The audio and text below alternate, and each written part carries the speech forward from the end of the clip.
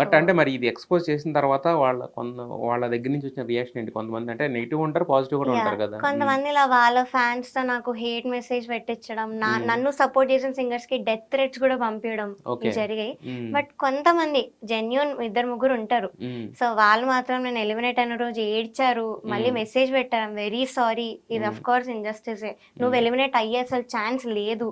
ఇంకా మేము లిరిక్స్‌లు మర్చిపోయాము. వి didn't do well. మమ్మల్ని తీయాలి అని పెట్టిన వాళ్ళు కూడా ఉన్నారు. వాళ్ళు రియలైజ్ అయ్యారు. అక్కడ అందరికీ తెలుసు.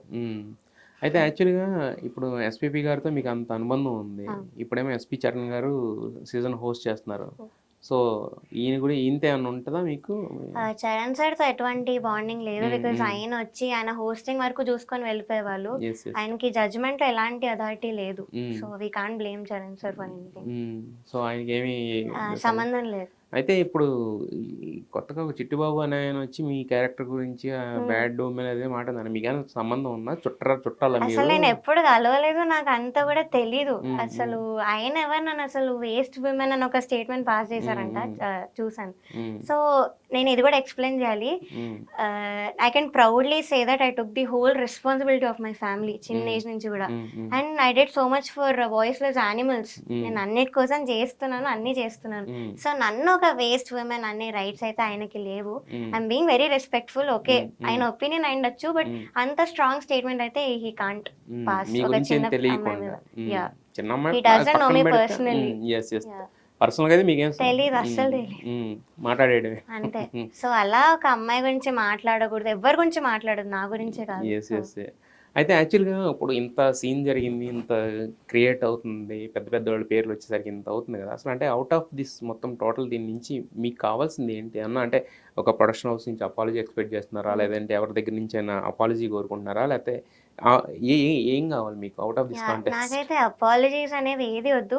I just want audience to realise judges అనే వాళ్ళు ఎంత టాలెంటెడ్ అయినా ఉండొచ్చు, కానీ దేవుళ్ళ ట్రీట్ చేయడం ఆపండి. వాళ్ళు ఎలాంటి జడ్జ్మెంట్ ఇస్తున్నారో అది కూడా చూడండి. అండ్ అక్కడ ఏం జరుగుతుందో అందరు నమ్మకండి. It's all scripted. సో అదే నమ్మకండి. And I don't want any opportunities. నేనేం మనీ అవేం చేయట్లేదు. So I just want you to realise script జరుగుతుంది అండ్ అక్కడ జరిగేదంతా రియాలిటీ కాదు. అండ్ నేను ఆపర్చునిటీస్ కోసం అయితే ఇదంతా పెట్టలేదు, కెరియర్ పనంగా పెట్టి మరి పెట్టాను. అసలు అంటే ఇప్పుడు బీయింగ్ ఏ సింగర్ కింద కొన్ని షోస్లో గెలిచి, కొన్ని షోస్లో చివరి వరకు వెళ్ళి కూడా మరి ఎందుకు ఇంత అంటే ఇన్నిసార్లు రియాలిటీ షోలో పర్ఫామ్ చేయడం ఎందుకు? ఓన్లీ డబ్బుల కోసమా, లేకపోతే అంటే అంటే కీప్ ఆన్ ప్రాక్టీసింగ్ అనేది ఉంటుందా దేనికోసం, లేకపోతే సరైన అవకాశాలు రాక? సో సూపర్ సింగర్ విన్ అయ్యాక నాకు అంత ఆపర్చునిటీస్ అయితే రాలేదు. సో అదొక రీజన్ నేను రావడానికి. ఇంకొంచెం ఎక్స్పోజర్ వస్తుంది కదా అని ఒక రీజన్తో. అండ్ యాజ్ ఐ సైడ్ నేను ఆడిషన్కి వెళ్ళలేదు. యాక్చువల్లీ నాకు సివియర్ హెల్త్ ఇష్యూ ఉండింది ఆడిషన్ టైంకి. I couldn't go. సో ఇంక వద్దులే, ఆడిషన్ కూడా వెళ్ళలేదు, ఇంకా నా ఛాన్స్ పోయింది, నెక్స్ట్ టైం ఎప్పుడైనా చూసుకుందాం అనుకున్నా. బట్ వాళ్ళే కాల్ చేసి నన్ను పిలిచారు. సో ఇదొక రీజన్ వెళ్ళడానికి, ఆపర్చునిటీస్ ఇంకా ఎక్స్పోజర్ కోసమే వెళ్ళాను పాడతీగా ఈ సీజన్కి. ఓకే. అంటే పేమెంట్స్ కూడా ఏమన్నా డిఫరెన్సెస్ ఉంటాయా? ఒకరికి ఇచ్చేది ఒకరికి, లేదంటే అందరికీ సేమ్ ఉంటుందా? మాకేం రాదు, ఓన్లీ విన్నర్ రన్నర్ అయితేనే.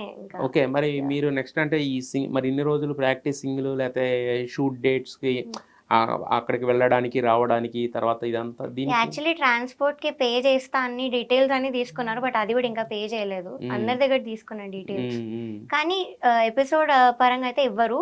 విన్నర్ గానీ రన్నర్ గానీ అయితేనే డబ్బులు వస్తాయి. మరి ఇప్పుడు మీకు ఆపర్చునిటీస్ రాలేదన్నారు, ఎవరన్నా మీరు అప్రోచ్ అయ్యారా ఎనీ మ్యూజిక్ డైరెక్టర్? అయ్యాము. అండ్ ఇది కూడా మాట్లాడాలి, బికాస్ పెద్దవాళ్ళ దగ్గర ఒక బ్యాచెస్ లా చేరిపారు ప్రతి మ్యూజిక్ డైరెక్టర్ దగ్గర.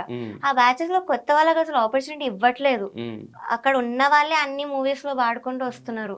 అండ్ ఒక మూవీకి నాకు అదృష్టం కొద్ది వచ్చింది ఆపర్చునిటీ. 10 days వర్క్ చేశాను ఆ మూవీకి. It's a very big production movie. So అది చేశాను. 10 days అంతా అయిపోయింది. ఆడియో ఫంక్షన్ టైం వచ్చింది. అంతా చెప్పారు ఈ కాస్ట్యూమ్ ఇది ఇది అని చెప్పారు, అంతా రెడీ అయ్యాను. బట్ లాస్ట్ కి మాత్రం నాకు కాల్ చేసి స్టేజ్ అపియరెన్స్ లేదు, సో మిమ్మల్ని క్యాన్సిల్ చేస్తున్నాం అన్న మాట అన్నారు. సో ఇవన్నీ కూడా విని ఇంకా ఈ ఫీల్డ్ అవసరమా? అందరికీ లేదా, లేకపోతే మాకే నన్నే క్యాన్సిల్ చేశారు. మిగతా వాళ్ళు ఉన్నారు, అందరు ఉన్నారు. Okay okay. సో ఆ బ్యాచ్ మాత్రమే ఉంటుంది ఎక్కడ కూడా. నేను పాడిన నా వాయిస్ ఉన్నా కూడా నన్ను కనిపించకుండా చేశారు. సో ఇది ఎంతవరకు న్యాయం అనిపిస్తుంది ఇంకా అందరు ఆలోచించారు.